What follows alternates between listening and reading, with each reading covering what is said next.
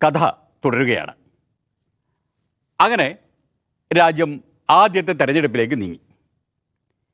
1951 October 25 തുടങ്ങി 52 ഫെബ്രുവരി 24 അവസാനിക്കും വിധം പല ഘട്ടങ്ങളിലായിട്ടായിരുന്നു വോട്ടെടുപ്പ്. അതിഗംഭീരമായിരുന്നു പ്രചരണം, പ്രചണ്ഡ പ്രചാരണം തന്നെ. ആകെ 497 സീറ്റുകളാണ് ലോക്സഭയിലേക്കുണ്ടായിരുന്നത്. സംസ്ഥാന നിയമസഭകളിലേക്കും അതേസമയം തിരഞ്ഞെടുപ്പ് നടക്കുന്നുണ്ട്. അതിപ്പോൾ നോക്കണ്ട, അതിവിടാം. ലോക്സഭാ തിരഞ്ഞെടുപ്പിൻ്റെ കഥകൾ ചെയ്യാം.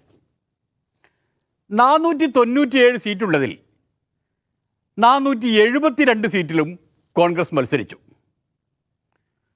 കോൺഗ്രസിൻ്റെ താരപ്രചാരകൻ ജവഹർലാൽ നെഹ്റു തന്നെ. പ്രധാനമന്ത്രിയുമാണ്, പാർട്ടി പ്രസിഡന്റുമാണ്. രാജ്യത്തിനകത്തും പുറത്തും താരപരിവേഷവുമുണ്ട്. സ്വാതന്ത്ര്യ പുലരിയിൽ മന്ത്രിസഭയുണ്ടായപ്പോൾ പ്രതിപക്ഷമുണ്ടായിരുന്നില്ല എന്നത് ശരി തന്നെ. എന്നാൽ ഇപ്പോൾ 5 വർഷം കഴിഞ്ഞ് തിരഞ്ഞെടുപ്പിലേക്ക് നീങ്ങിയപ്പോൾ പ്രതിപക്ഷമുണ്ട്, പ്രതിപക്ഷ പാർട്ടികളുണ്ട്. കോൺഗ്രസിനോടൊന്ന് മുട്ടി നോക്കാൻ ആളുകളുണ്ട് എന്ന് ചുരുക്കം. പല പാർട്ടികളും നെഹ്റുവിൻ്റെ മന്ത്രിസഭയിൽ നിന്ന് തന്നെയാണ് വിരിഞ്ഞിറങ്ങിയത്. ചിലതൊക്കെ അദ്ദേഹത്തിൻ്റെ പാർട്ടിയിൽ നിന്നും, അതായത് കോൺഗ്രസ് പാർട്ടിയിൽ നിന്ന്. പുരുഷോത്തം ദാസ് ടണ്ഡൻ കോൺഗ്രസ് പ്രസിഡൻ്റായപ്പോൾ പാർട്ടി വല്ലാതെ വലതുപക്ഷത്തും വർഗീയപക്ഷത്തുമായി പോയി എന്ന് ആക്ഷേപിച്ചുകൊണ്ട് ചോരത്തിളപ്പുള്ള ഒരു സംഘം നേതാക്കൾ പാർട്ടി വിട്ടിറങ്ങി. അവർ സോഷ്യലിസ്റ്റ് പാർട്ടി രൂപീകരിച്ചു, Congress socialist party, CSP. Jayaprakash നാരായണനായിരുന്നു പ്രധാന നേതാവ്. JP, ജയപ്രകാശ്, ലോക് നായക് ജയപ്രകാശ് നാരായൺ. കോൺഗ്രസ് പ്രസിഡന്റ് സ്ഥാനം രാജിവെച്ച് തക്കം പാർത്ത് കഴിയുകയായിരുന്ന ആചാര്യ കൃപലാനി 1951 ജൂൺ മാസത്തിൽ ഒരു പാർട്ടി രൂപീകരിച്ചു, കിസാൻ മസ്ദൂർ പ്രജാ പാർട്ടി, KMPP. പേര് കേട്ടല്ലോ.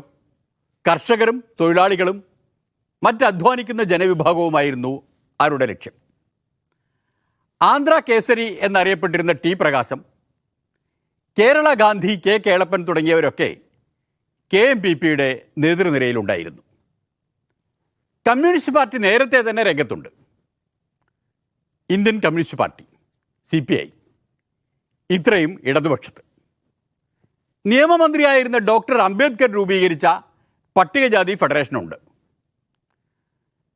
രാജ്യത്തിൻ്റെ വിഭജനത്തിന് ശേഷം മുസ്ലിം ലീഗ് രണ്ടായപ്പോൾ ഉണ്ടായ ഇന്ത്യൻ യൂണിയൻ മുസ്ലിം ലീഗ് ഉണ്ട്.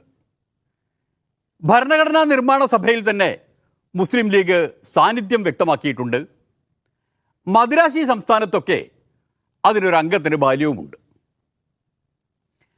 വ്യവസായ വകുപ്പ് മന്ത്രിയായിരുന്ന ശ്യാമപ്രസാദ് മുഖർജി മന്ത്രിസ്ഥാനം രാജിവെച്ചിറങ്ങി RSSൻ്റെ പിന്തുണയോടെ ഒരു പാർട്ടി ഉണ്ടാക്കി. അതാണ് ഭാരതീയ ജനസംഘം. ഹിന്ദു മഹാസഭയും രാമരാജ്യ പരിഷത്തുമൊക്കെ നേരത്തെയുണ്ട്. അതിനും പുറമെയാണ് ഭാരതീയ ജനസംഘവുമായി ശ്യാമപ്രസാദ് മുഖർജിയുടെ പുറപ്പാട്. ഇത്രയും വലതുപക്ഷത്ത്.